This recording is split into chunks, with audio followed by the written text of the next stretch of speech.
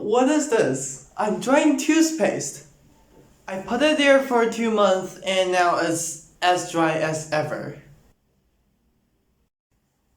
Let's feel what it is like. Oh, it's still sticky. Ooh. Like, oh, that's disgusting. Well, it looks like it haven't totally dried and I don't have any smell now. I can't smell anything. So now's the question. Can I actually add some water and just put this thing back to its original shape? I've now put a little bit of it into this container here, and now we're gonna add water. Now let's stir it for a little bit. I don't know if it's gonna work or not.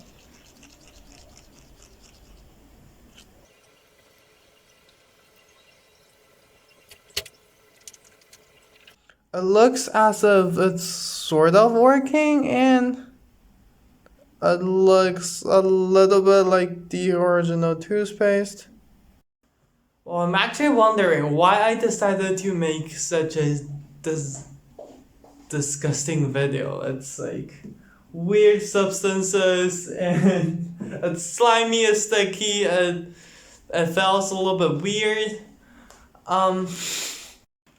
However, I think this is actually essentially the same as 3D printing, only that the plastic ink printers, they dry up a lot quicker. It is just the process of extruding some material, dry it, and it become a different form, and then we use it to make layers and then just pile up and become a structure. But anyways, I just don't think that 3D printing toothpaste make much sense.